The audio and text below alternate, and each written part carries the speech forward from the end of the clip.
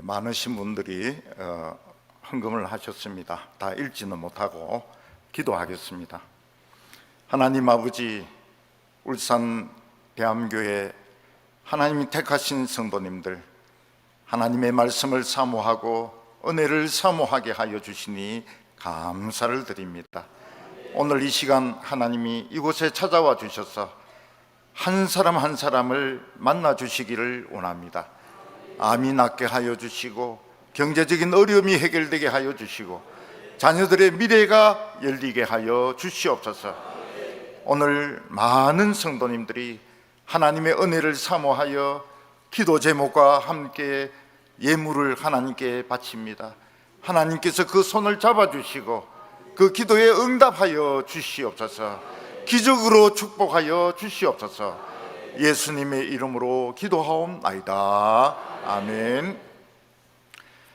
울산 대암교회 성도님들 할렐루야입니다. 네. 한번 따라 하시기 바랍니다. 우리는 할렐루야입니다. 네, 우리는 이번에 부흥회를 통해서 다 하나님을 찬양하고 또 우리 기뻐하고 하나님의 능력을 체험하는 이 할렐루야가 되시기를 바랍니다. 울산 대암교회는 60주년을 맞이해서 4대 목사님을 모시고 새로운 젊은 교회가 되어서 미래를 향하여 막 달려나가고 있는 시점에 있습니다.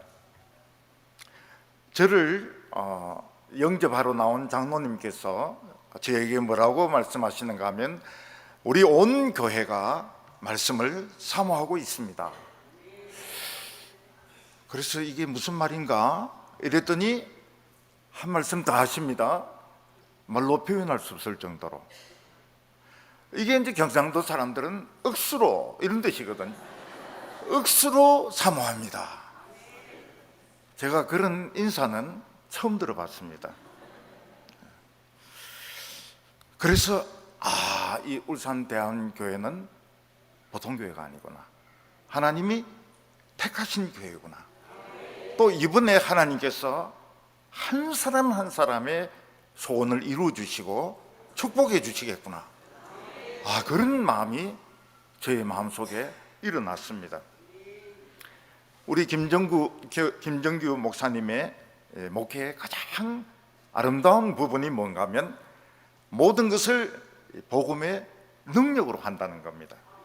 복음의 능력으로 예배드리고, 복음의 능력으로 전도하고, 복음의 능력으로 기도하고, 목회의 중심에 복음의 능력이 있습니다.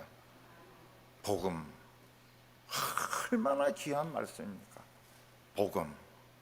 우리는 이 복음을 위해서 죽어도 좋고, 이 복음을 위해서 살아도 좋고, 복음의 능력으로. 얼마나 멋지고 아름다운 말씀인지 모르겠습니다. 이 복음은 전쟁을 막습니다. 복음은 핵무기와 같기 때문에 전쟁을 막습니다. 그래서 우리가 지금 미국과 어떻게 찌그러거리고 이런데 걱정 안 합니다. 복음이 살아있으면 전쟁은 못 일어납니다. 복음은 세상을 뒤집어 엎는 능력이 있습니다. 아무리 악이 지배를 하고 악이 통치를 한다 하더라도 복음이 살아있으면 뒤집어집니다. 복음은 새카맣게 기어 올라와서 교회를 흔들고 강대상을 흔들고 온 사람들을 미치게 만드는 이 마귀와 그 졸개들을 지옥으로 쳐넣는 능력이 있습니다. 복음은 자살을 막습니다. 복음이 있으면 자살 못합니다. 복음은 우울증을 치료합니다. 복음은 이혼을 막습니다. 복음은 자녀들의 미래를 열어줍니다. 복음이 있는데 고등학생들이 열심히 예배드립니다. 기도했습니다. 그 해 서울대 엄청나게 들어갔습니다. 엄청나게 들어갔어요. 그러니까 서울대 집어넣으려고 강남으로 이사 가고 쪽집게 과외하고 그거 다 쓸데없는 짓입니다. 복음이 있으면 자녀들의 미래가 열립니다. 우리 어떤 형제는 해양대학교를 나와가지고 태평양 한복판에 배에 있습니다. 그 기도합니다. 예배드리게 해달라고.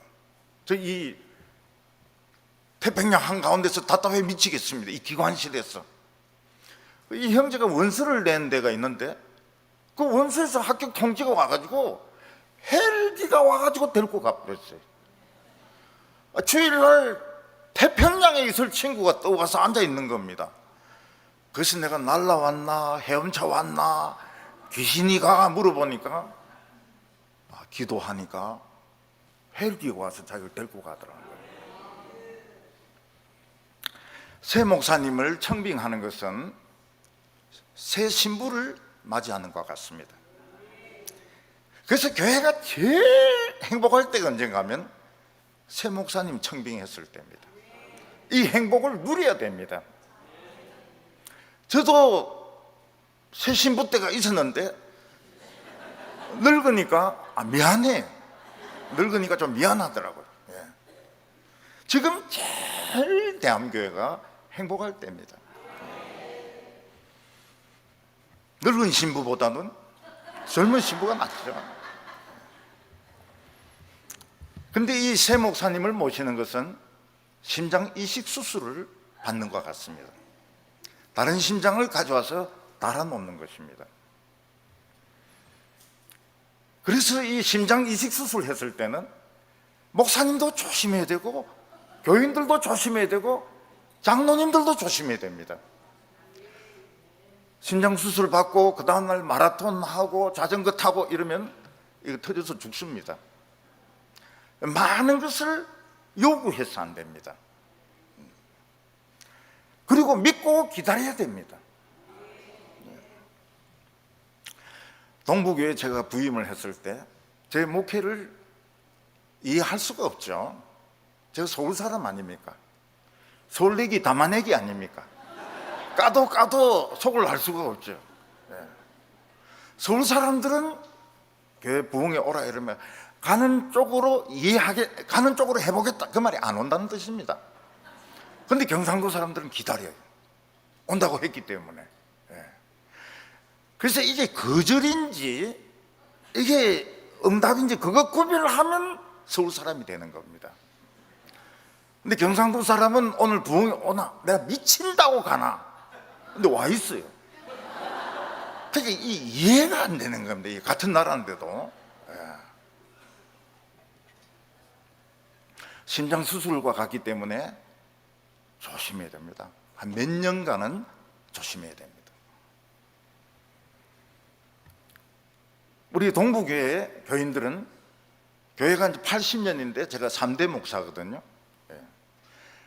그 3대 목사님 동부교회는 목사님 오면 무조건 은퇴할 때까지 계셔야 됩니다. 딴 데 못 가요. 이 결혼한 거와 같기 때문에 이혼할 수가 없습니다. 그래서 온 교인들이 가지고 있는 인식이 뭔가 하면 3대 목사님은 은퇴할 때까지 계셔야 된다. 그 대한교회도 보니까 딴 말 필요 없습니다. 60년인데 4대 목사님이 오셨다. 이거는 굉장히 좋은 교회입니다. 그 4대 목사님 원래 또 야구도 4번 타자가 제일 잘 치지 않습니까? 왔으면 그냥 은퇴할 때까지 계시는 거예요. 우리 그 장로님들이 한 30분이 넘는데 제가 왔을 때 그리고 원로들도 많으시고요. 그 젊은 장립집사님이나 뭐 이런 교사들이 제가 하는 게 이해가 됩니까? 서울 얘기 담아내기가 하는 걸 장로님들도 이해를 못 하는데 근데 장로님들이 뭐라고 말씀하십니까? 시끄럽다. 목사님이 이단을 가르치지 않으면 무조건 순종해라. 이게 장로님들의 주장입니다. 시끄럽다. 목사님이 이단을 가르치지 않으면 떠들지 마라. 그리고 저인데 와서 뭐라고 말하는가 하면 목사님은 앞길이 창창한 분 아닌기요? 그 창창하지요. 그러니까 요거도 먹을 거는 우리 금방 죽을 거니까. 목사님은 앞길이 창창한 분이니까 요거도 먹을 짓은 하지 마라 이거죠. 목사님 그냥 가만히 계시고 우리 장로들인데 이야기하면 장로들이 다 하겠다는 거예요. 실제로 그렇게 했습니다. 앞길이 창창한 목사님, 요거도 먹을 짓 못하도록 장로들이 다 커버를 하는 겁니다. 훌륭한 목사님은 누가 만드느냐? 좋은 대학교 나오고 뭐 유학 갔다 오고 그래서 좋은 목사님 되는 거 아닙니다. 장로들이 만들고 교인들이 만드는 겁니다. 근데 제가 25년 목회하니까 그 장로님들이 거의 돌아가셨어요. 권사님들 거의 다 돌아가셨습니다. 그리고 할머니들 중에 제 팬이 있었습니다. 이 할머니들이 막 너무 설교를 좋아해가지고 예배 마쳐도 안 나가요. 저하고 꼭 목사님요 은혜 많이 받으십니다 이 소리를 해야 이제 가는 겁니다. 코로나 오고 나서 이 팬들이 없어졌어요. 돌아가셨어요. 제가 목회를 할 맛이 납니까 안 납니까? 팬들이 없는데. 그래서 제가 은퇴를 한 겁니다. 내를 섬기던 장로님, 그분들은 저를 아버지라고 생각해요. 저는 그런 늙은 아들을 둔 적이 없는데, 제가 어디 휴가 가면 권사들도 묻고 장로들도 묻고 어디 갔느냐고 막 캐물어요. 왜 그러냐 이랬더니 아버지가 어디 가는데 우리가 몰라가 되냐고. 왜 이런 늙은 자식들이 많냐 이랬더니 목사님 무조건 아버지라는 거예요. 다 돌아가셨어요. 제가 그 교회에 있고 싶지가 않아요. 그렇게 서로 사랑하고 믿고 같이 울고 웃고 하던 그 노인들이 다 돌아가시니까 거기에 있을 이유가 없어진 겁니다.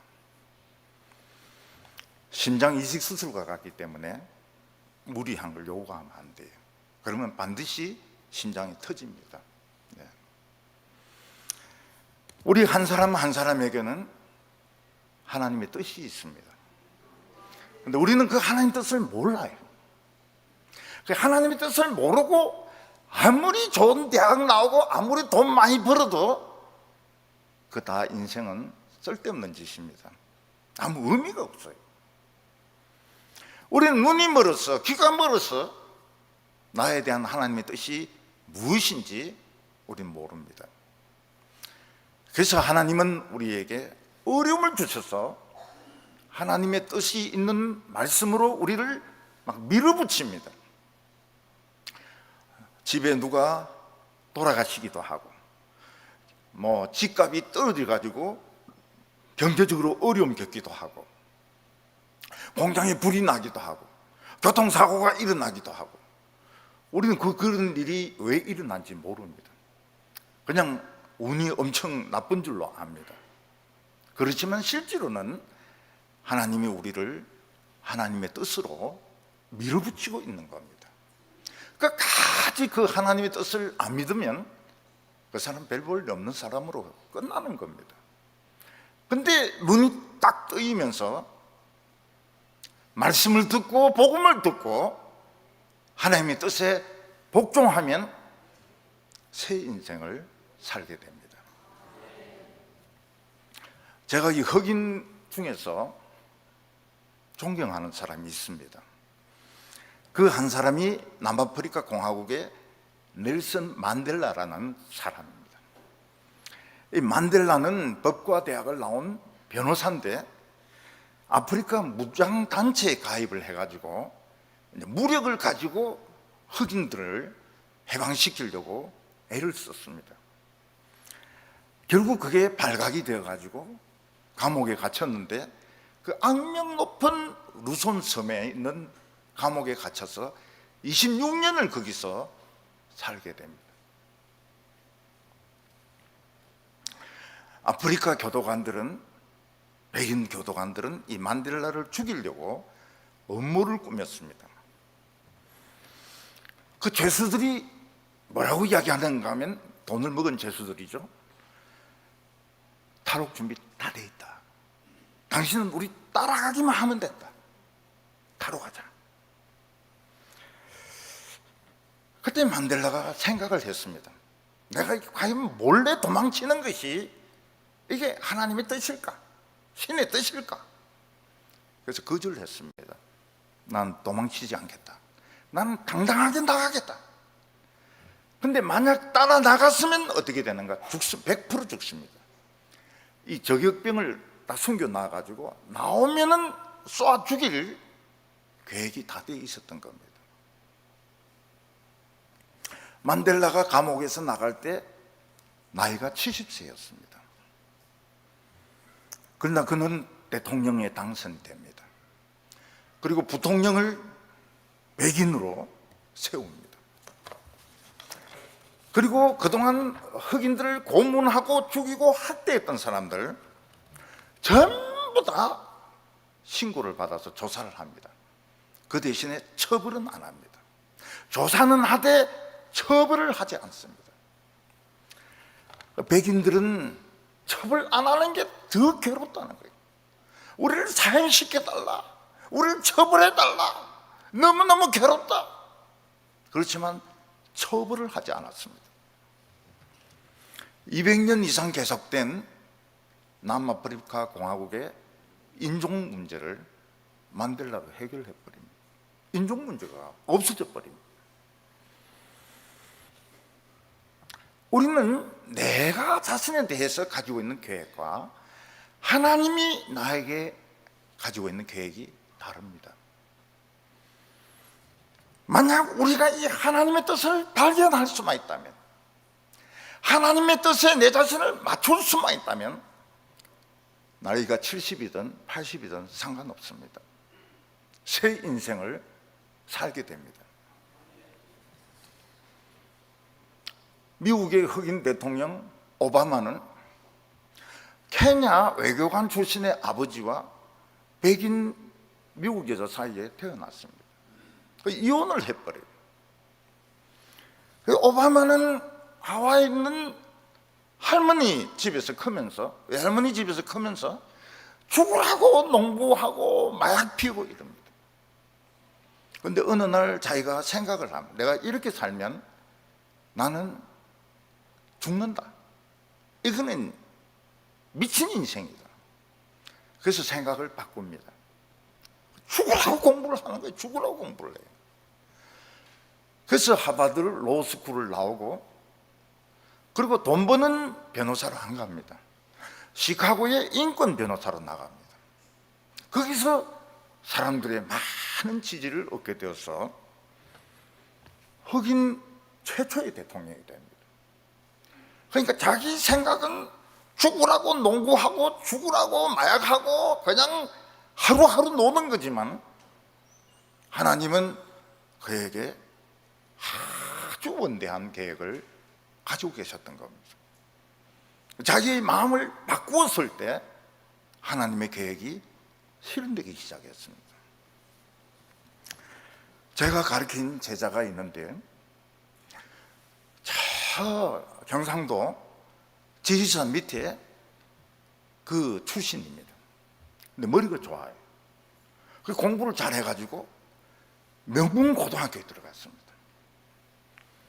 그 명문고등학교에 들어갔지만 너무 집이 가난하고, 아버지는 암에 걸리고 자기는 형 집에 얹혀서 살고, 그러다가 어느 날 학교에 갔는데, 학교에 그 깡패들이 있지 않습니까? 이 건방지다 이래가지고 두들겨 팼는데 피를 토하는 겁니다.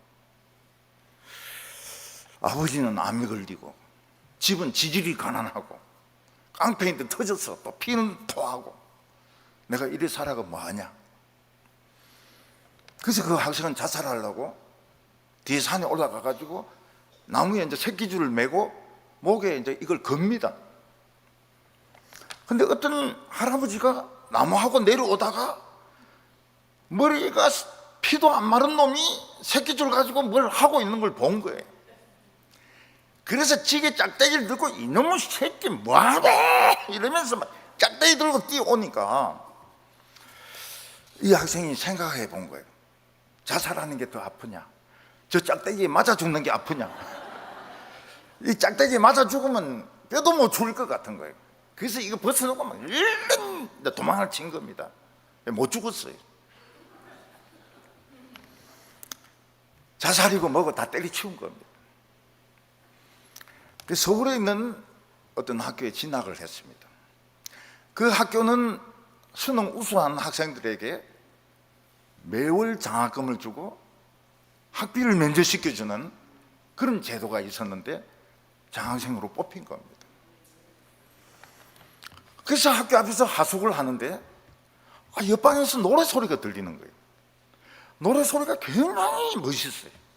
지금까지 자기가 불렀던 그 뽕짝하고는 너무 틀린 겁니다. 그래서 그게 무슨 노래인가 싶어서 와서 창문에 딱 이렇게 보니까 그 학교 학생들이 쭉 둘러앉아 있고 가운데 덩치가 엄청 큰 사람이 앉아가지고 성경 공부를 가르쳐 주는 겁니다. 덩치 큰 사람이 접니다. 그 빼꼼히 보고 있는 거. 들어오는 거예요. 들어와.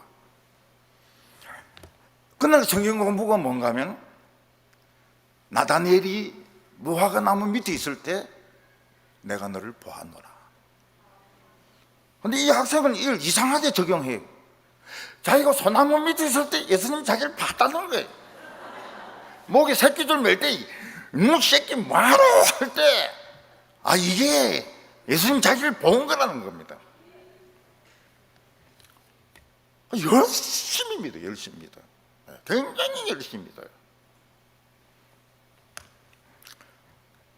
나중에 이제 목사 안수를 받게 되었습니다.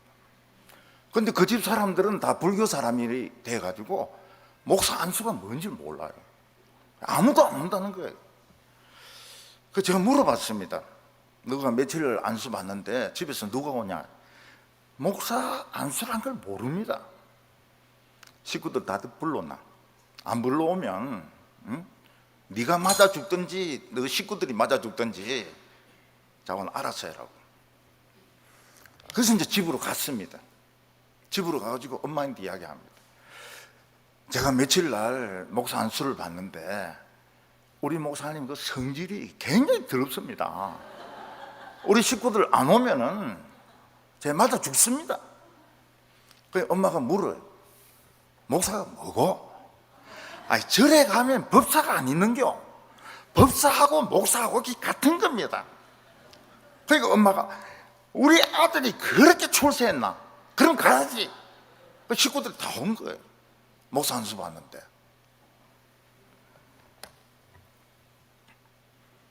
이 친구는 목을 매가지고 죽는 것이 자기 뜻이라고 생각했지만 하나님은 그 형제에 대해서 큰 계획을 가지고 있었던 겁니다.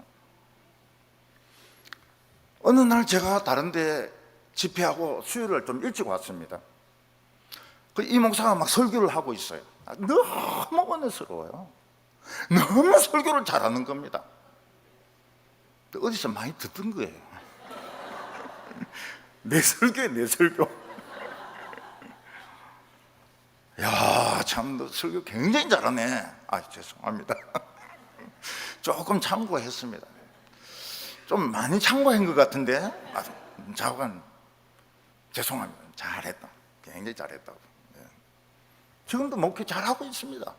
지금 목회 굉장히 잘하고 있어요. 세계적인 추리 소설 작가가 시드니 셀든이라고, 옛날에는 사람들이 그 책을 무지무지하게 읽었습니다. 제가 목회를 하면서 아주 그 병이 많이 들었을 때 책을 읽을 수가 없어요. 어느 책도 읽을 수가 없습니다. 그때 시드니 셀든의 그 추리 소설 영어로 된 거 30권, 빨간머리 앤 10권, 그것만 겨우 읽었어요. 고마웠습니다. 그런 책이라도 있었어. 근데 이 시드니 셀든은 돈을 무지무지하게 벌었습니다. 미국에서는 베스트셀러 이러면은 1,000만 권 이상 팔립니다. 밀리언이 아닙니다. 100만 원 단위가 아니에요. 그런데 집이 너무 가난해서 이사를 자주 다니고 약국에서 겨우 아르바이트하고 자살하려고 약국에서 수면제를 조금씩 모았습니다. 그래서 한 50알 모아가지고 책상 앞에 이렇게 두고 테이블에 이렇게 두고 아버지가 어디 갔는 날 그 다 먹고 죽으려고 딱 앉아가 물컵 갖다 놓고 먹으려고 하고 있습니다. 그때 아버지가 빨리 돌아왔어요. 그 아버지가 묻습니다. 네 죽을라나? 예. 그래. 죽을라면 죽어라. 근데 내가 니한테 해줄 말이 있는데, 너의 인생은 이거는 책인데, 야, 그거 끝까지 읽어보고 싶지 않나? 넌 첫 페이지 그냥 겨우 읽다 말고 그 책을 벌리려고 하는데, 너 인생이 도대체 어떻게 된 인생인지 마지막 페이지까지 하면 안 읽고 싶냐? 그래서 가만히 보니까 그 말이 맞아요. 예. 지금 내가 인생 첫 페이지 가지고 지금 뭐 중리 산이 이러는데 마지막 페이지가 어떻게 된지 알고 싶은 겁니다. 그래서 자살을 하지 않습니다. 연극반에 들어가서 연극을 하고 희곡을 쓰고 그 다음에 또 소설을 쓰고 이러는데 베스트셀러가 됐습니다. 1,000만 권. 이러면 30권이 1,000만 권 이상 1억 권씩 팔리니까 그분이 아마 죽을 때 돈에 깔려 죽었지 싶어요. 얼마나 유명해지고 부자가 된지 모릅니다. 우리에게 하나님의 뜻이 있습니다. 지금 우리는 눈앞에 있는 것만 보고 내 길은 왜 열리지 않는가? 우리 딸의 결혼은 왜 이렇게 늦어지고 있는가? 왜 회사에서는 조기 은퇴를 당하는가? 왜 우리는 집도 장만을 못하는가? 왜 우리는 계약직인가? 그것만 생각을 하는데 사실은 하나님의 큰 계획이 우리 모두에게 다 있는 겁니다. 그걸 앞에 몇 장만 이렇게 보고 책을 그냥 쓰레기통에 버리면 너무너무 인생이 아깝지 않습니까? 마지막 페이지까지 내 인생이 어떻게 됐는지. 그래서 크리스찬으로서 늙어간다고 하는 것은 최고로 멋진 겁니다. 크리스찬으로 늙어가는 것은 부끄러운 게 아닙니다. 최고로 아름답고 영광스러운 겁니다. 누가 뭐라 그러면 제가 묻습니다. 너 늙어봤어? 크리스찬으로서 늙어봤어? 안 늙어봤잖아.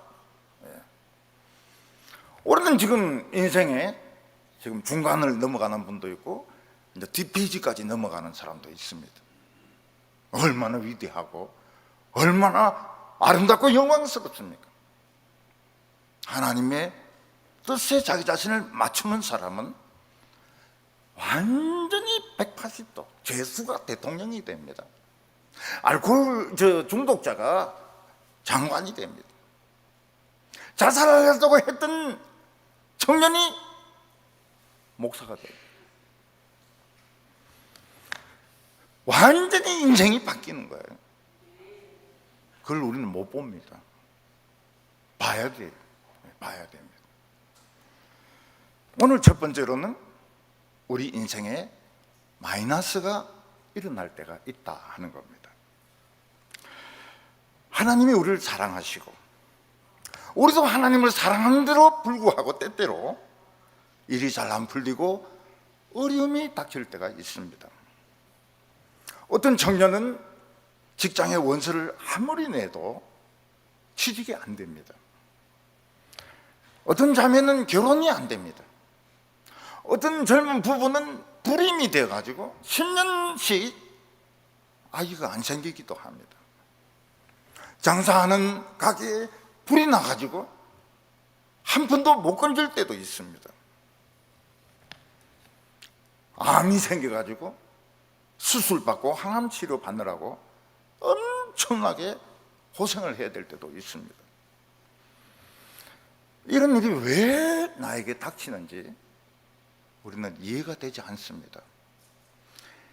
하나님 나를 사랑하지 않는지, 내 믿음이 부족한지, 기도가 부족한지, 신앙이 쓸데가 없는지 우린 잘 이해가 되지 않습니다.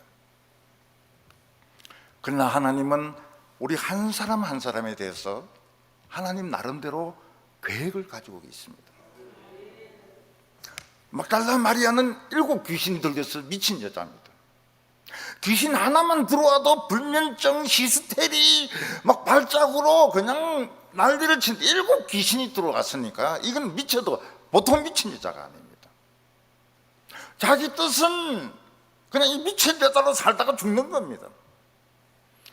근데 예수님의 설교를 듣는 가운데 귀신이 하나 둘 없어지기 시작합니다. 나중에는 7 귀신이 싹 다 떠나요. 말씀을 듣는 가운데 그런 일이 일어납니다. 이 여자는 집에 있는 비싼 향유를 예수님 발에 붓습니다. 근데 이런 거 필요 없어요.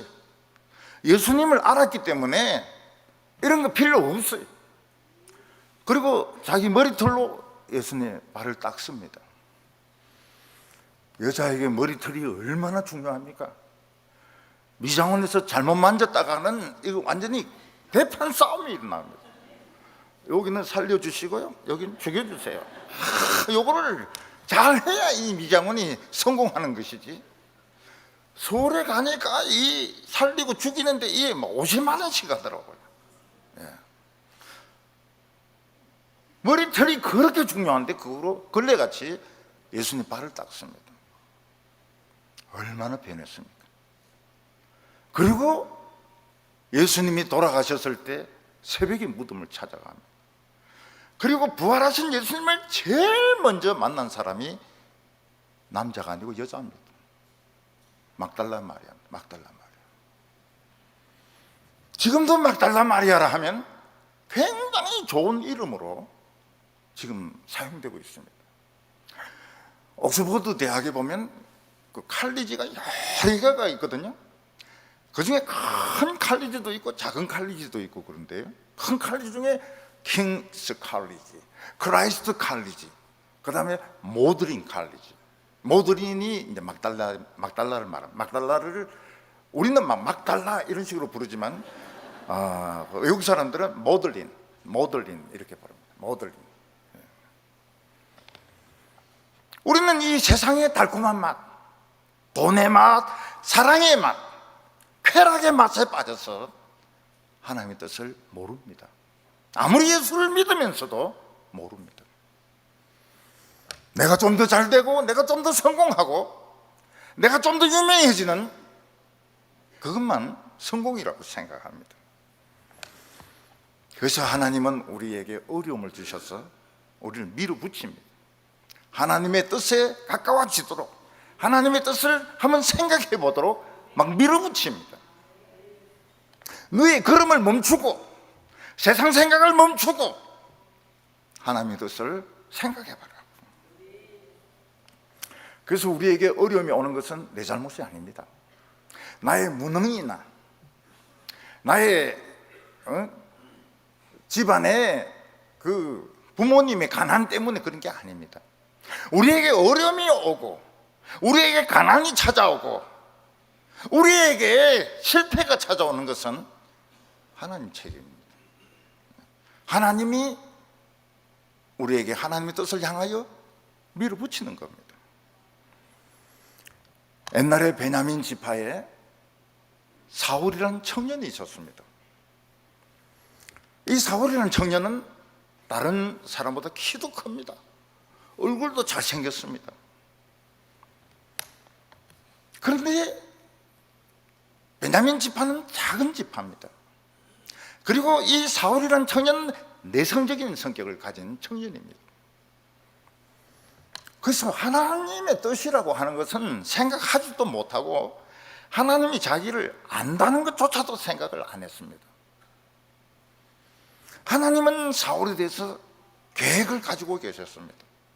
근데 사울은 하나님이 자기를 안다고 생각하지도 않아요. 그래서 부인들 중에서 기도할 때 그런 기도, 하나님 제 아시죠? 예. 제 누군데요? 예. 몇 구역에 누군데요? 하나님 제 아십니까? 이렇게 기도하시는 분도 있습니다. 좋은 기도입니다. 좋은 기도예요.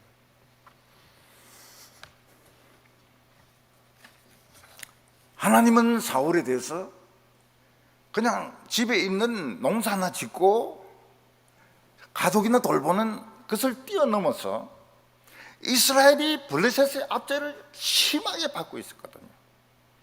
그래서 사울을 이스라엘의 왕으로 세워가지고 블레셋을 쳐부수는 이런 계획을 가지고 있었던 겁니다.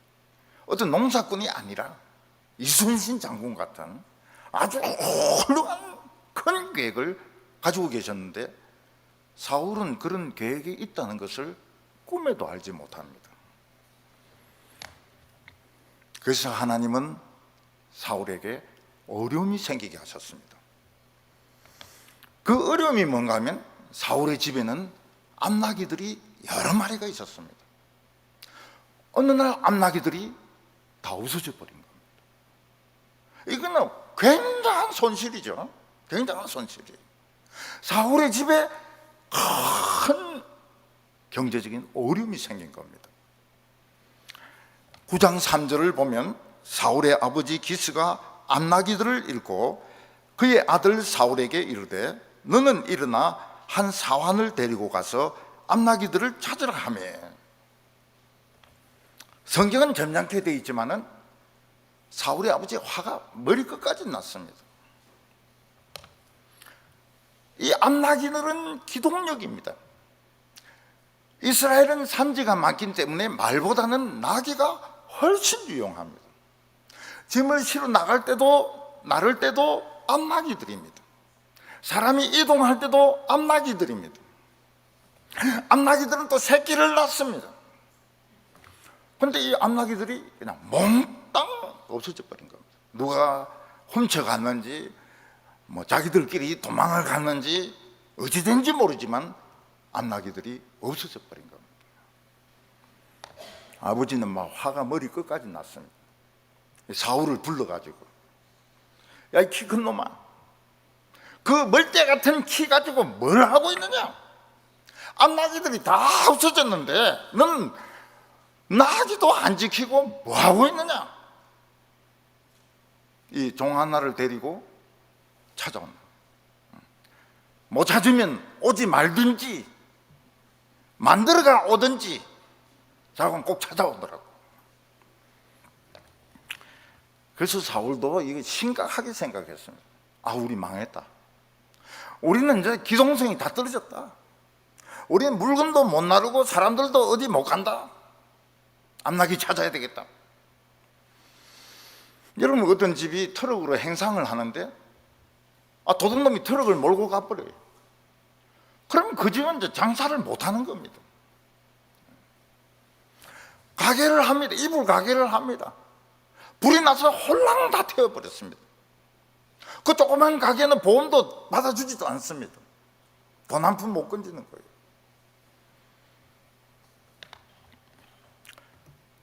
사울이 큰일 났다. 우리 망했다. 이 암나귀를 꼭 찾아야 되겠다. 그래서 사울이 온 데를 다 돌아다닙니다. 4절에 그가 에브라임 산지와 살리사 땅으로 두루 다녀보았으나 찾지 못하고 살림 땅으로 두루 다녀보았으나 그곳에는 없었고 베냐민 사람의 땅으로 두루 찾아보았으나 찾지 못하니라. 에브라임 산지, 베냐민 사람의 땅, 그냥 도의 경계를 넘어가지고 울산의 경계를 넘어가지고 막 경주까지 가고 울주군도 가보고 온 데를 다 돌아다니도 암나귀의 흔적은 찾을 수가 없었습니다.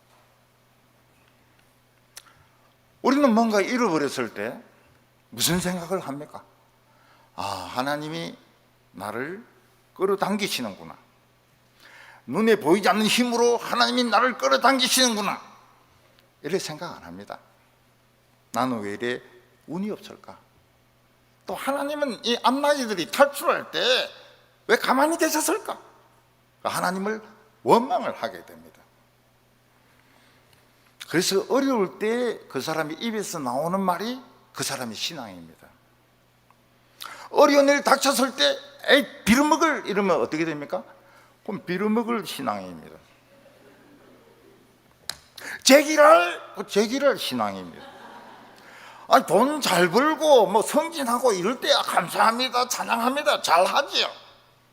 근데 일이 안 풀리고 어려움이 계속 생길 때 우라질, 제기를, 빌어먹을, 그게 이제 그 사람 신앙이에요. 그래서 어려운 일 닥쳤을 때 뭘 조심해야 됩니까? 입을 조심해야 돼요. 입을. 이걸 하나님이 다 듣고 계시거든요. 뭐 제기를, 빌어먹을. 그래서 저는 어려움이 닥쳐도 절대로 빌어먹을, 제기를 이런 말 안 합니다. 브라질 이렇게. 브라질은 욕이 아닌데 나라 이름인데 뭐 그건 하나님도 욕이 아니라는 걸 알거든요. 브라질, 터키, 일본, 성질은 나고 욕은 못하겠고. 옛날에 제가 참 이 복음 때문에 진짜 어렵게 지냈습니다. 근데 제 아내가 늘 믿음이 좋은 건 아니지만 한 번씩 믿음이 굉장히 좋아요. 한 번씩. 그래 진짜 먹을 것도 없고 이런데 노래를 부릅니다. 오늘은 무슨 일이 일어날까? 하나님을 기대하는 거예요. 참 한 번씩 그렇게 믿음이 굉장히 좋아요. 늘 좋은 건 아닙니다. 그러니까 기대를 오히려 하자 말이지. 기대를 하자는 거예요. 어려움이 닥쳤을 때 하나님 빌어먹을 이 제기를 대한교회를 할 수는 없고 대용교회 뭐 이렇게 하면 그거 안 되는 거예요. 그냥 무슨 일이 또 일어날까? 무슨 재미있는 일이 일어날까? 꼭 일어납니다. 하나님은 천재, 하나님은 상상력이 무궁무진하세요. 도대체 이 부흥에 통해서 하나님 무슨 일을 하실까? 무슨 일이 일어날 것인가? 한 번씩 신앙이 좋으면 됩니다. 늘 안 좋아도 괜찮아요. 플로리다에 아그들이 울울 하는 연못이 있습니다. 근데 어떤 젊은 부인이 막 그 아그들 사이를 막 뚫고 들어가는 거예요. 그러니까 아그들도 보통 때 같으면 그 여자를 잡아먹었을 텐데 여자가 막 너무 막 급하게 들어가니까 아그들도 미치 이게 뭔지 몰랐던 거예요. 알고 보니까 그 여자가 키우고 있는 개를 아그가 물고 들어간 거예요. 그 강아지를 도로 뺏으려고 막 아그가 우울거리고 있는 그 속을 뚫고 들어간 거예요. 그 여자가 살았을까요? 죽었을까요? 전 몰라요. 몰라요. 아그들이 딱 정신 차려보니까 이 여자 같다. 그러면 이제 그건 죽은 거예요. 근데 뭔지 모르겠다. 그러면 이제 여자가 살아서 나올 수도 있습니다.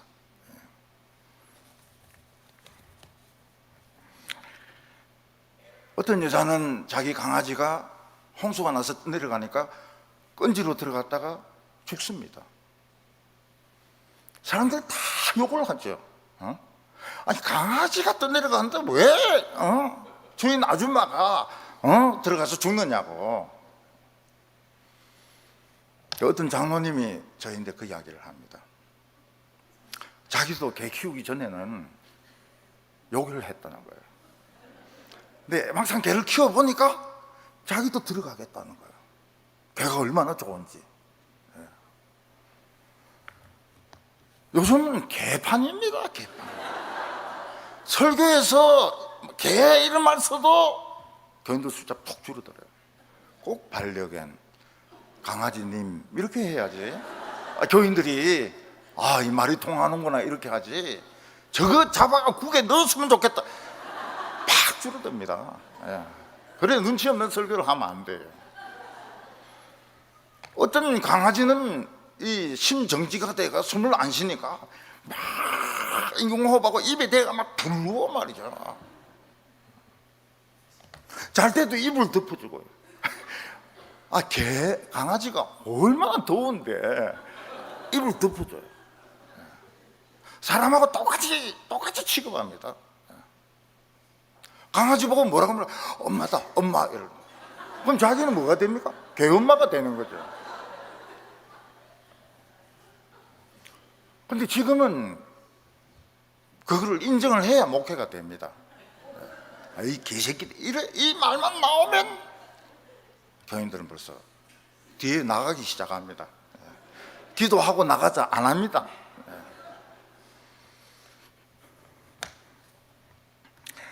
사울과 그 종은 경계선까지 싹 다 암나기가 갔을 만한 곳은 다 찾아가 봤습니다.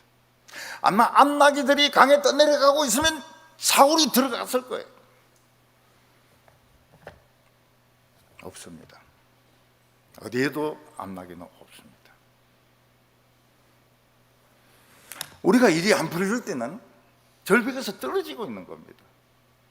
절벽에서 떨어지고 있을 때 해봐야 소용이 없습니다. 밧줄을 딱 잡아야 됩니다. 밧줄을. 그 밧줄이 말씀입니다. 말씀 딱 들으면 더 안 떨어집니다. 어떤 분이 절벽에서 사진을 찍었습니다. 그 사진 찍는 분들이 그 대상이 몸을 꼬아야 되고 비틀어야 되고 또 자기도 막 몸을 이래야 좋은 사진이 나옵니다.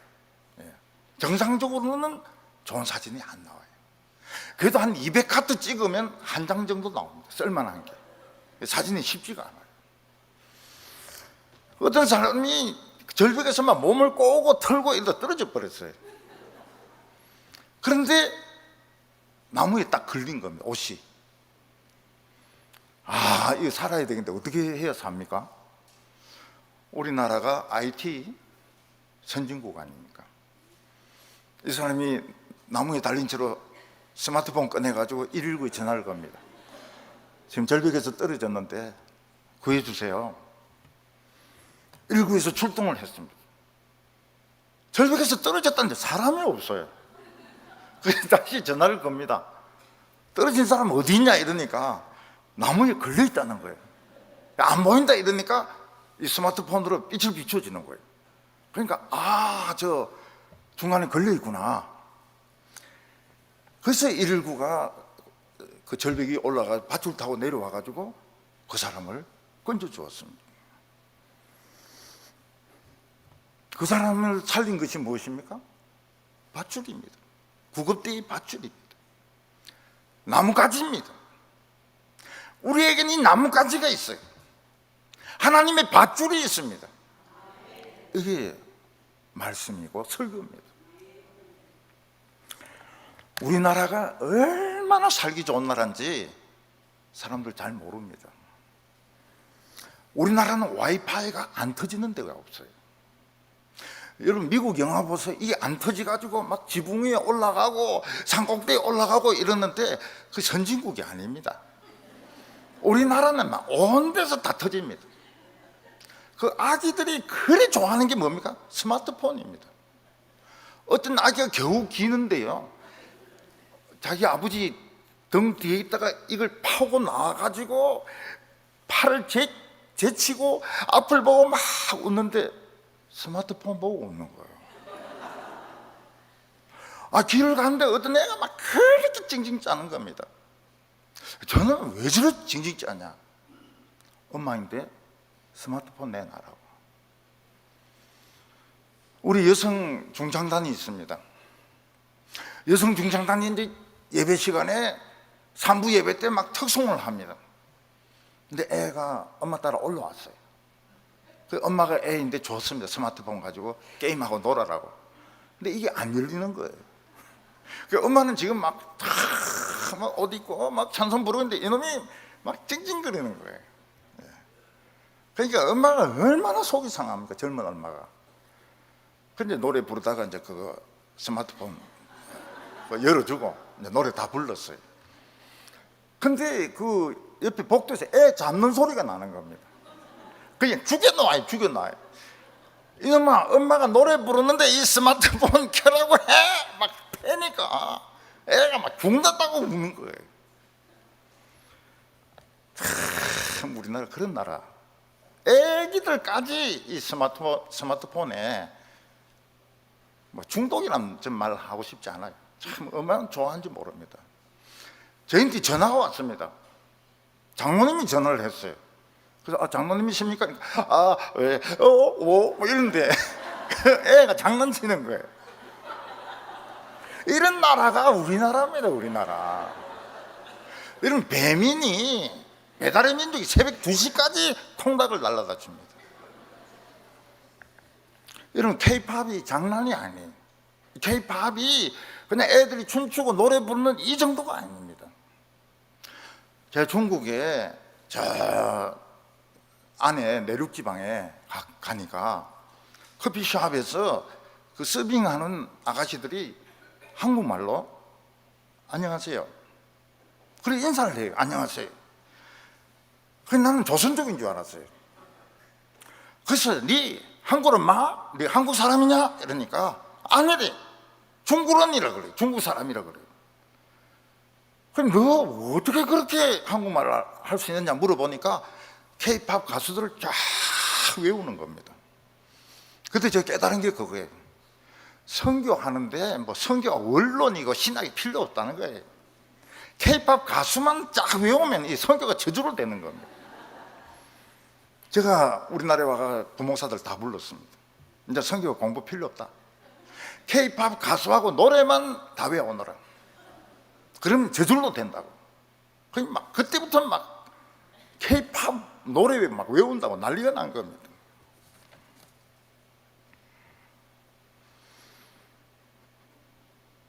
우리나라 여행객이 브라질 산골에 갔는데 거기에 있는 여자 고등학생들이 BTS 노래를 듣는 거예요. 한국말로 노래를 듣는 겁니다. 그리고 그 CD를 완전히 집안 보물처럼 생각하는 겁니다. 그 여행객이 그걸 떨어뜨리니까 막 화를 내면서 이런 귀한 걸 떨어뜨리냐고. 그래서 물어봤습니다. BTS를 왜 그렇게 좋아하느냐 이랬더니 다른 가수들은 잘생긴 사람, 공부 잘하는 사람, 부자들 이런 사람들을 노래한다는 거예요. 근데 BTS는 너 못난 걸 인정해라. 공부 못해도 좋다. 막 이런 이야기를 하니까 위로가 되고 치료가 된다는 거예요. 야, 참 이 장난이 아닙니다. BTS 이 장난이 아니에요. K-팝이 장난이 아닙니다. 우리나라가 지금 그런 나라입니다. 어떤 한국인 교수가 미국 대학에서 동양 철학을 가르칩니다. 그 미국 애들이 동양 철학을 좋아할 리가 없죠. 불교에 대해서 가르치고 뭐 공자에 대해서 가르치고 이런데 애들이 듣지를 않습니다. 하루는 거기다가 천상천하 유아독존 탁 적어놓고 이거를 쉽게 풀이하면 네가 잘 나가, 네가 잘 나가 그런 뜻이라. 애들이 막 눈이 이만큼 커져가 소리 지르고 하이파이브 하고 막 난리가 난 거예요. 그래서 왜 그렇게 너희들이 이걸 좋아하냐, 천상천하 유아독존 이걸 좋아하냐 이러니까 네가 제일 잘 나가, 네가 제일 잘 나가. 이게 그 K-팝 21의 노래라는 거예요. 이런 정도입니다. 그 학교에서 최고 인기 교수를 뽑았는데 그 사람이 뽑혔어요. 최고 실력 있는 교수를 뽑았는데 그 사람이 뽑혔어요. 21. 저는 21이 있는지도 몰랐어요. 근데 어느 날 라디오 들어보니 진짜 네가 제일 잘 나가, 네가 제일 잘 나가 이게 나오는 거예요.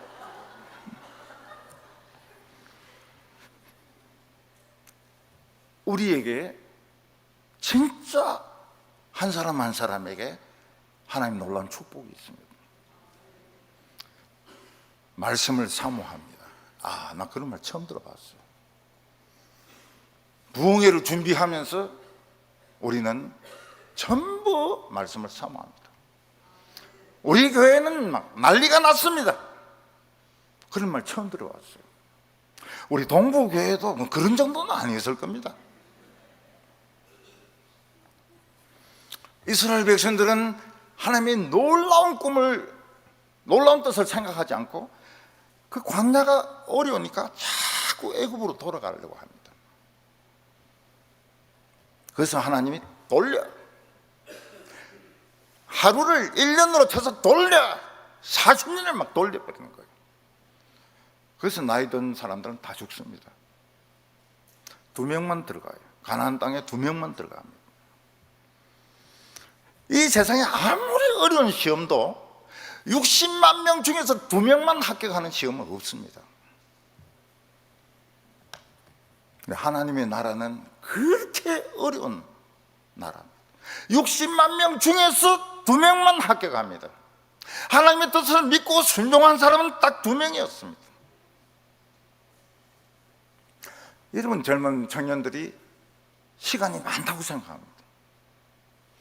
그래서 재수도 하고 대학원도 가고 또 뭐 세계 여행도 하고, 근데 한 2번만 이렇게 뭐 고시 공부하니 유학하니 이러면서 헤매면 나이가 50, 60이 돼버립니다. 시간이 없어요. 우리는 시간이 없습니다. 바쁩니다. 굉장히 바빠요. 째깍째깍째깍 시간이 막 넘어갑니다. 한 2번만 뭐 이 사업하고 저 사업하고 건드리다가 실패하면 벌써 60이에요. 60이면 금방 70입니다.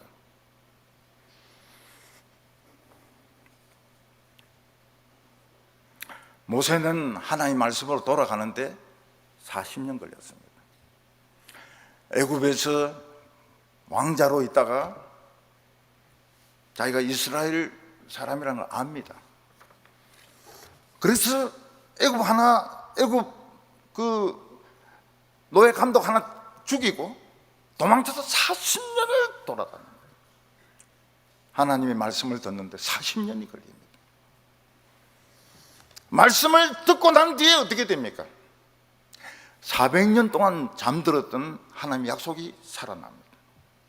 400년 동안 잠들었던 하나님의 말씀이 살아납니다. 모세가 한 게 뭡니까? 잠들었던 하나님 말씀의 능력을 찾은 겁니다. 오늘 우리 많은 크리스찬들에게서 성경은 그냥 책입니다. 노노, 소크라테스의 변명, 뭐 마키아벨리의 군주론 같은 아주 훌륭한 책입니다. 성경은 죽어 있어요. 성경을 살려내야 됩니다. 성경이 살아나야 됩니다. 그렇게 하려면 어떻게 해야 됩니까? 어려운 가운데 하나님에게 밀착을 해야 됩니다. 그러면 성경이 살아납니다. 그날 설교 들은 말씀이 가면서 응답되기도 합니다. 설교 들으면서 병이 낫기도 합니다. 교회는 암을 치료할 수 있어야 됩니다. 자살을 치료할 수 있어야 됩니다. 저는 청년들 중에서 이 우울증이 심해 교회 와서 발작하고 부인들이 교회 와서 발작한 사람은 다 살았어요. 교회는 좀 시끄러워도 살았어요. 근데 집에서 방구석에 있었던 애들은 창문을 뛰내려 죽습니다. 네, 다 죽어요. 사울은 아무리 찾아도 안나기가 없습니다. 그래서 포기를 합니다. 암나기는 누가 잡아갔구나. 지금 벌써 죽었을지도 모른다. 포기를 해버렸습니다. 우리는 뭐 좋은 걸 잃어버렸을 때 거기에 굉장히 집착을 합니다. 우리 예수 믿는 사람들은 작은 것에 전부 집착하는 사람들입니다. 오래 믿으면 믿을수록 더 집착합니다.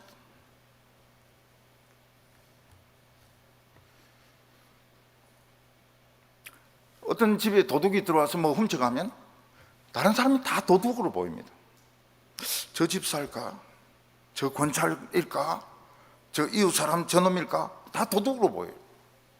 그리고 들고 다니는 가방이 자기 가방으로 보입니다. 얼마나 집착을 하는가. 교회 여학생 2명이 그 자매가 교회 새로 나왔습니다. 아주 예쁘고 착하고 말씀을 사랑해요. 근데 그 집에 도둑이 들어와가지고 노공기하고 뭐 훔쳐간 겁니다.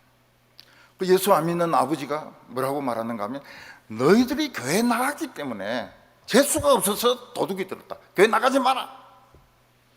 그래서 이 학생 둘이가 교회를 못 나오는 겁니다. 그 도둑놈이 노공기만 훔쳐가고 시계만 훔쳐간 게 아니고 이 학생 두 명이 영혼을 훔쳐간 거예요. 제 마음이 너무 슬펐습니다. 그래서 이 학생들 교회 나오라 할 수 없습니다. 아버지 명령을 거역하고 교회를 어떻게 나옵니까? 그래서 그 여자 중학생들이 좋아하는 파카 잠바, 그리고 청바지, 뭐 티셔츠 이런 걸 자꾸 사가 보내는 거예요. 교회 안 나와도 좋으니까 이거 입고 다니라고. 아버지가 마음이 바뀝니다. 야, 저 교회 목사는 진짜 이상하네. 우리 딸을 뭐 이런 이쁜 파카도 사주고 청바지도 사주고 티도 사주고 이러는데, 야, 참 이 예수 믿는 게 이런 거구나. 그래서 둘이를 교회 보냅니다. 교회 안 다니는 밑에 아들까지 붙이고 보냅니다. 세 명이 안 나오, 두 명이 안 나오다가 세 명이 나오는 거예요. 나중에 이 여학생들이 청년이 됐습니다. 한 청년이 부산에 출장을 갔다가 기차 타고 오는데 동대구라, 여기 우리 목사님이 있는데 무조건 내린 거예요. 무조건 내려가지고 그냥 동북교로 오는 겁니다. 목사님 보고 싶어가지고. 저 만나고 웁니다. 그리고 결혼한대요. 제 이야기를 꼭 하고 싶었어요. 축하한다고. 다 결혼했습니다. 다 결혼했어요. 다 행복하게 삽니다. 크리스찬들은 자기가 아끼고 참 손해보고 거기에 집착하지 말고 그냥 그거는 그거고 또 새로운 걸 찾아야 됩니다. 그러면 나와요. 하나님 뜻이 나옵니다. 더 큰 하나님 뜻이 나옵니다. 오늘 크게 두 번째로는 사울이 생각을 바꿉니다.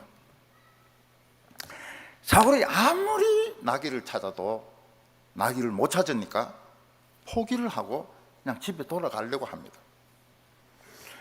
그런데 사울이 데리고 간 종이 신앙이 좋아요. 이 종이 딴 각도에서 이 문제를 봅니다. 사울에게 뭐라고 이야기합니까? 이 가까운데 하나님의 종이 있다는 거예요. 그 하나님의 종에게 우리가 한번 물어나 보자. 하나님의 종에게 한번 물어나 보자. 오늘 저녁에 부흥회가 있다는데 가서 한번 설교나 한번 들어보자. 6절에 보면 그가 대답하되 보소서 이 성읍에 하나님의 사람이 있는데 존경을 받는 사람이라. 그가 말한 것은 반드시 다 응하나니 그리로 가사이다. 그가 혹 우리의 갈 길을 가르쳐 줄까 하나이다 하는지라. 우리는 다 길을 찾고 있는 사람들입니다. 성공의 길, 축복의 길, 행복하게 사는 길을 찾고 있습니다. 근데 사람들은 그 길을 모르니까 누굴 찾아갑니까? 점쟁이들을 찾아갑니다. 이 점시장이 우리나라 지금 얼마나 규모가 큰지 몰라요. 20년 전에 3조 원이었는데 지금은 10조가 넘을 겁니다. 이 점시장이. 기독교인들도 오고 뭐 다 찾아온대요. 정치인들도 찾아오고. 요즘 막 점쟁이들이 대통령 옆에 천공 건진 이런 것들이 서 있어요. 점쟁이들인데 길을 묻는 것은 완전히 망하는 겁니다. 우리는 지금 도사보다 더 수준이 높아요.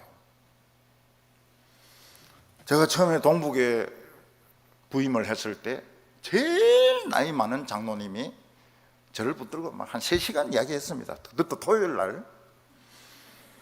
그러면 이제 끝에 가서 한마디를 하는 거예요. 목사님요, 누가 뭐라고 한마디 하거든 이쪽 귀로 듣고 이쪽 귀로 흘러버리세요. 이제 그게 이제 결론입니다. 그래서 참 목회가 쉬운 거구나. 한쪽 귀로 듣고 한쪽 귀로 흘리는 거, 요것만 잘하면 목회가 잘 되는구나. 그게 얼마나 어려운 건지 몰라요. 일로 들은 것이 여기 다 쌓입니다. 골마 터지고 썩고 냄새 나고 심장병 걸리고 당뇨병 생기고, 절대로 일로 들어오고 일로 안 나갑니다. 일로 들어오고 일로 나가는 사람은 최고의 고수입니다. 최고의 고수. 저 어느 날 보니까 일로 듣고 일로 나가는 거예요. 야, 이 거의 이제 내가 경지에 도달했구나. 나이가 70이에요. 목회 그만둘 때가 된 겁니다. 이쪽으로 듣고 이쪽으로 흘리는 사람은 공장부양도 됩니다. 공중부양. 얼마나 도가 높은지. 그러니까 이 정치인들이 꼭 그 아합하고 똑같아요. 자기 영혼을 바알에게 팔고 점쟁이한테 팔고 그래 망하잖아요.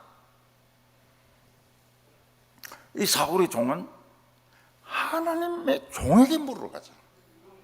이 가까운데 참 존경받는 하나님의 종이 있는데 우리 종에게 한번 물어보죠.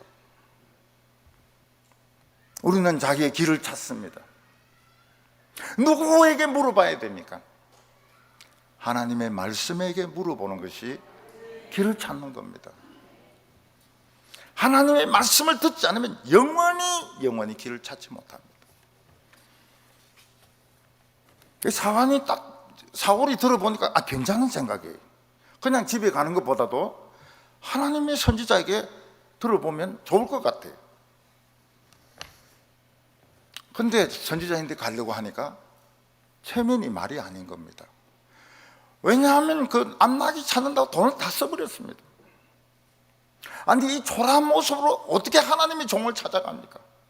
선물도 드리고 좀 사우나도 좀 하고 멋진 모습으로 찾아가야 되는데 먼지는 다 뒤집어 씌고 돈은 한 푼도 오고 어떻게 그렇게 찾아갑니까?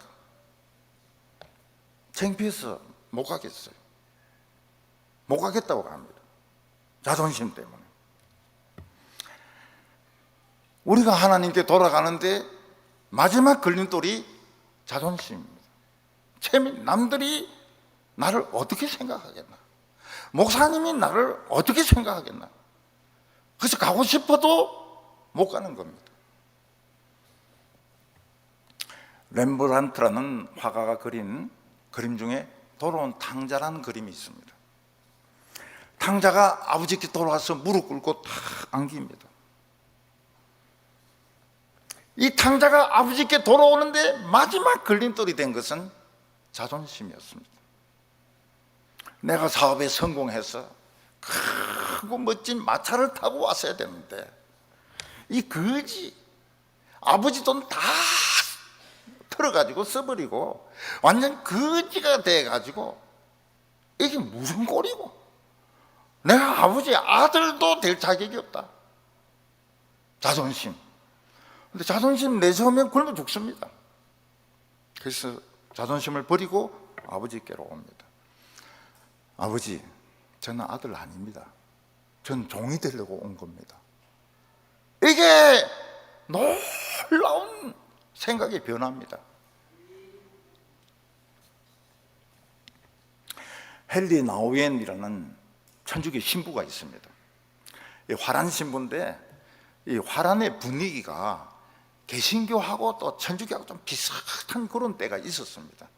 이 사람이 개신교 물을 좀 먹었어요.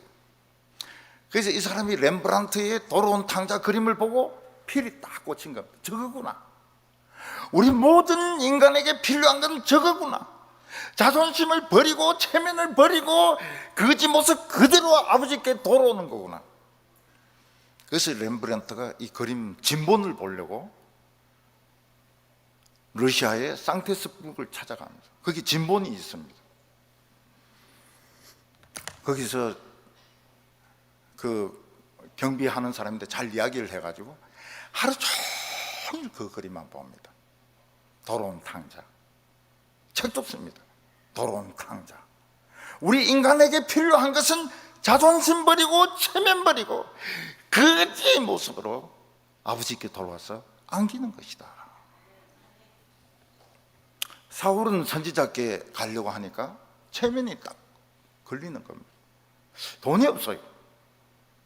선물이 없어요. 옷이 너무 지금 남루한 겁니다. 못 가겠다. 그러니까 이 종이 머리가 좋아요. 내가 돈을 빌려줄게요. 그래서 역사상 최초로 빌려가지고 헌금을 낸 사람이 사울입니다. 그래서 교회에서 헌금이 없어가지고 옆에 있는 집사님인데 10,000원만 좀 빌려주라. 그거 부끄러운 거 아니에요.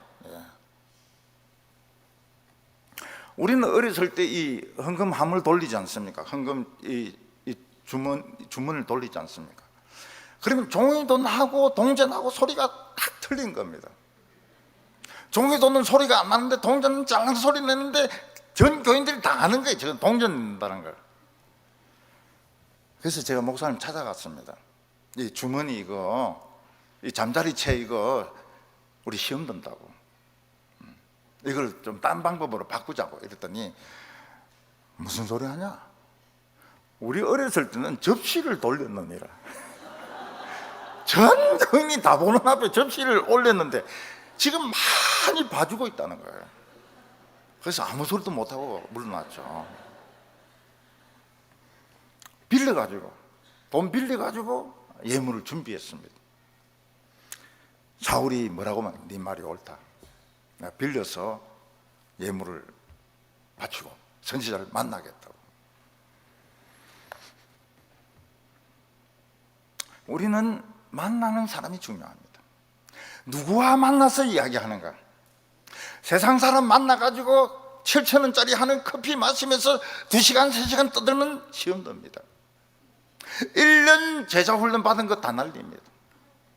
왜냐하면 그 이야기가 전부 애 공부 잘하는 거, 남편 성진한 거, 박사학위 받은 거 그거 쫙 이야기하면 제자 훈련 설교 들은 거 다 날라가요. 누구를 만나느냐는 게 중요합니다. 친구 만나지 마세요. 옛날 친구들, 동창들 만나지 마세요. 강남 엄마들 뭐합니까? 강남 엄마들, 강남 엄마 욕하지 마세요. 이게 현실입니다. 매일 얼굴 만집니다. 매일 마사지 받습니다. 매일 필라테스 합니다. 그게 업입니다, 업. 그리고 일요일 교회 가고. 나사렛에서 무슨 선한 것이 나오겠습니까? 하루 종일 얼굴 돌리고 허리 돌리고 다리 조격하고 거기서 무슨 선한 것이 나오겠습니까?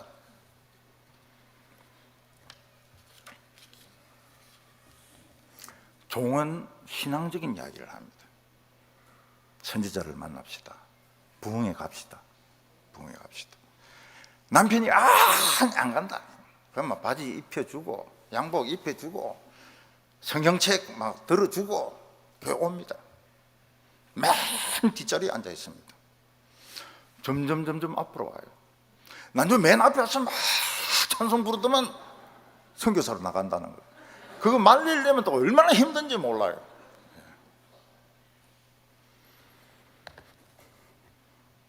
사울은 선지자가 있다는 그 성으로 갑니다. 물들어 나온 소녀가 있어요. 우리가 지금 선지자를 만나러 왔는데 선지자 있느냐고. 이 처녀가 굉장히 친절한 거예요. 묻지 않은 것까지 가르쳐 줍니다. 선지자가 사실은 이 성에만 있는 게 아닌데 오늘 왔다는 거예요. 그리고 산당에 올라가서 하나님께 화목제를 드리고 음식을 먹는데 이 선지자가 오기 전에는 아무도 숟가락을 안 든다는 겁니다. 젓가락을 안 든다. 그만큼 이 선지자를 존경한다는 거예요. 빨리 올라가 보라고. 빨리 올라가 보라고. 그러니까 방향을 딱 트니까 풀리기 시작하는 겁니다.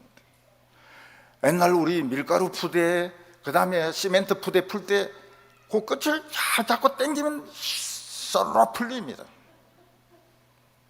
그거를 끝을 매듭을 잘 못하고 막 억지로 당기고 이렇게 하면 그게 힘들어요. 저도 청년 때 제 인생의 문제를 풀어보려고 애를 썼지만 절대 안 풀렸습니다.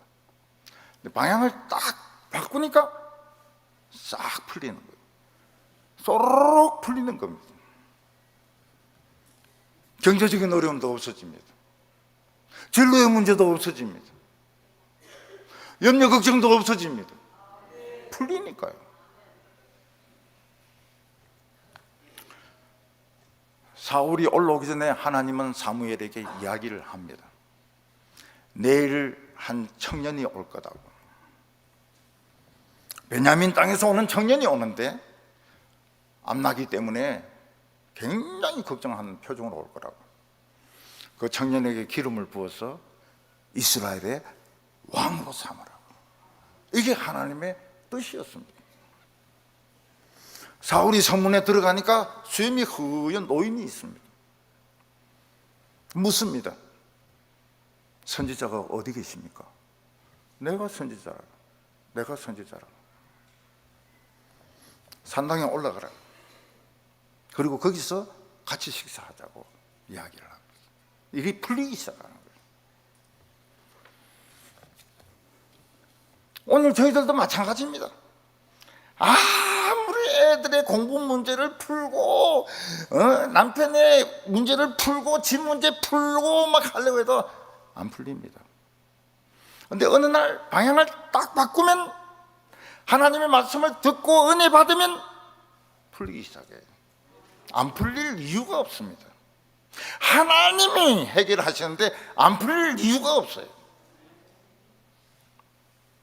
오늘 마지막으로는 드디어 하나님의 뜻이 드러나게 됩니다. 사울은 산당에 올라갔습니다. 거기에 훌륭한 어른들, 장로급 되는 사람들이 30명이 거기에 앉아 있습니다. 서예를 따지면 사울은 맨 꼴찌입니다. 그런데 사무엘이 오더니 그 청년을 최고 상석에 딱 앉힙니다. 그 노인들이 다 있는데 최고 상석에 딱 앉혀요. 그리고 준비해놔라고 했던 넓적다리의 살을 가지고 오라. 제일 맛있는 거, 제일 부드러운 거, 양념갈비, 입에 넣으면 녹는 거, 그거 가져오라는 거예요. 사울은 이해가 안 됩니다. 지금 나귀를 잃어버려서 욕 실컷 얻어먹고 지금 선지자인데 막 이 병신 같은 놈이라고 막 야단 맞고 거기 있는 어른들도 뭐 이런 놈이 다 있나 막 그런 소리 할 줄 알았는데 최고 상석에 딱 앉히고 입에 넣기만 하면 녹아버리는 양념갈비, 넙죽다리 그냥 하나로 가져가가지고 먹으라는 겁니다. 이게 뭡니까? 하나님의 위로입니다. 우리는 하나님의 위로를 받을 필요가 있습니다. 환난 당하고 어려움 당하고 가난으로 질병으로 막 힘들면 자존감이 너무 떨어져요. 우리는 겸손한 거하고 자존심이 떨어져서 비굴한 거하고 잘 구별이 안 됩니다. 우리는 자신감이 넘치는 거하고 교만한 거 잘 구별이 안 돼요. 되게 크리스찬들은 자존감이 많이 떨어져 있습니다. 그래서 때로는 좋은 음식을 먹을 필요가 있습니다. 우리 성도님들도 한 번씩 양념갈비 드세요. 네. 그리고 해외여행도 한번 가세요. 그리고 샤넬 뭐 이런 것도 한번 매보세요. 차도 막 좋은 차 한번 타보세요. 제 앞에 목사님이 교회에서 그랜저를 사줬습니다. 대구에서 난리가 난 거예요. 어떻게 큰 교회 목사님이 이 그랜저를 타고 다니면 작은 교회 목사들은 어떡하냐고. 그래서 그 목사님이 그랜저 팔고 그 밑에 급으로 샀습니다. 조용해졌어요. 제 같으면 안 팝니다. 제가 왜 팔아요? 그거보다 더 비싼 거 주도 난 타는데. 한 번씩 좋은 차도 타볼 필요가 있어요. 우리 목사님이 막 저렇게 사치하면 안 된다고. 사치하면 어때요? 예? 명품, 한번 걸쳐보면 어때요? 이 할머니들이 명품을 굉장히 좋아하잖아요. 그러면 그 장모님들이 그걸 짊어지고 화장실 앞에서 기다리고 있습니다. 그게 제일 멋진 장면이죠. 이 화장실 앞에서 이거 들고 할머니 나올 때까지 이제 기다리는 거예요. 그 보면 명품이에요. 한 번씩 우리는 칭찬도 받을 필요가 있습니다. 대구 분들이나 경상도 사람들이 칭찬을 안 합니다. 칭찬 안 하는 것은 잘한다는 뜻이에요. 심지어 욕하는 것도 잘하고 있다는 말입니다. 그래서 목사님들이 그 해석을 잘 해야 됩니다. 욕하고 이럴 때 내가 목회를 굉장히 잘하는구나. 제가 은퇴를 하게 되었습니다. 청년들이 와서 막 울고, 교인들이 울고, 청년들 예배는 막 전부 엎드려서 울고 막 찾아와가지고 자기가 옛날에 얼마나 은혜 받았고 막 부흥에 얼마나 은혜 받았고 막 그때 막 내가 그래서 전부 나쁜 놈들이다 너희들. 야 10년 전에만 이 이야기 했어도 내가 얼마나 행복하게 목회를 했는데 왜 지금 갈 때 돼가지고 지금 말이지 지금 이야기하면 어떻게 하냐고 말이야 이 나쁜 놈들아. 우리는 겸손한 거하고 비참한 거하고 구별이 잘 안 되고요. 자신감이 있는 거하고 교만한 거하고 잘 그게 안 돼요. 그 교인들 중에서 좀 잘 살고 이래 욕하지 마세요. 예. 뭐 그럴 때도 있죠 뭐. 예. 요즘은 교회에 벤츠 많이 타고 옵니다. 그래서 저는 벤츠가 국산인 줄 알았어요. 너무 많아가지고. 저도 타고야 말 거예요 언젠가는. 저는 뭐 남 눈치 봐가지고 또 팔고 이래 안 합니다. 제 앞에 목사님은 너무 참 인격이 훌륭해가지고 그런지 팔고 막 그렇게 했지만 저는 안 해. 좋은 거 있으면 타야지 뭐 어떻게 해. 저보고 교만하다 그러세요. 아니 이 사울도 양념갈비 먹었는데 우리는 못 먹을 게 뭐 있습니까? 하나님이 사울을 위로해 주는 겁니다. 격려해 주는 겁니다. 오늘 우리 성도님들은 다 칭찬이 필요합니다. 칭찬해 주세요. 애들도 칭찬해 주세요. 장로님들도 칭찬해 주세요. 목사님도 칭찬해 주세요. 우리는 다 칭찬이 필요한 사람들입니다. 사랑이 필요한 사람들입니다. 선물 주세요. 선물 주세요. 하나님이 우리에게 선물 주면 기분이 얼마나 좋은지 몰라요. 근데 선물 중에서 최고가 뭔가 하면 현찰입니다. 현찰.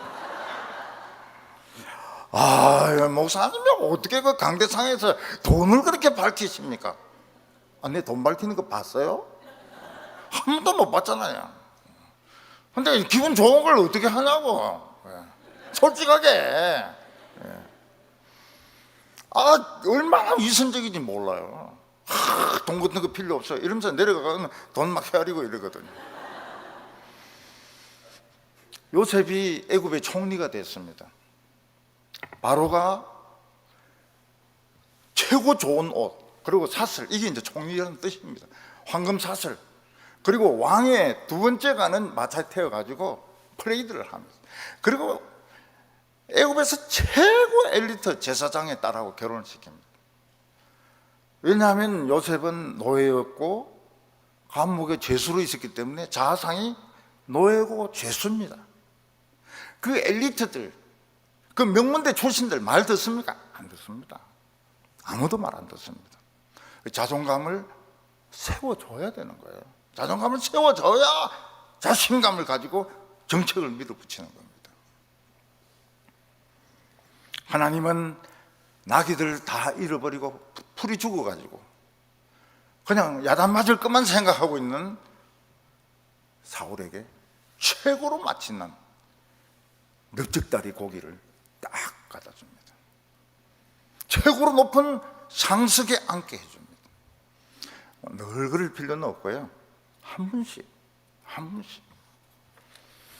그 남편도 부인을 그냥 뭐 짜장면이나 사주고 짬뽕만 사주고 이렇게 하지 말고요. 한번 비싼 레스토랑에 가가지고 다 우아하게 이렇게 칼질하면서 그렇게 하면 해주라고요.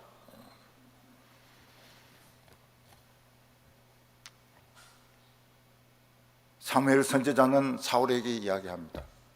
온 이스라엘이 사모하는 자가 누구냐? 너다는 겁니다. 온 이스라엘이 보고 싶어하는 사람이 BTS가 아니라는 거예요. 방탄 애들이 아니라는 거예요. 저는 방탄 애들 몰라가지고 방탄조끼 이런 게 전부 다 웃는 거예요. 방탄복이 아니에요.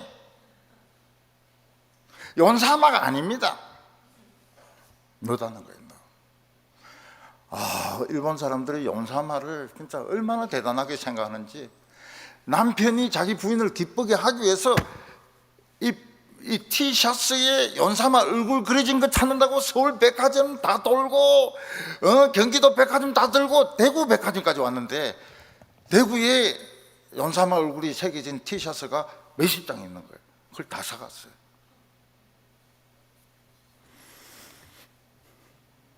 얼마 전에 싸이가 막 이렇게 하는데 몇만 명이 모여가지고 막 춤추고 난리입니다. 얼마나 사모하는지. 한 번은 서울대학교에서 전 교수들, 학생들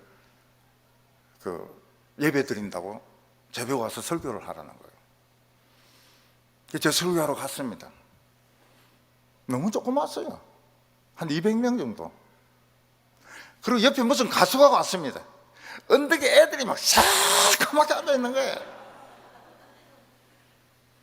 그게 서울대입니다. 서울대.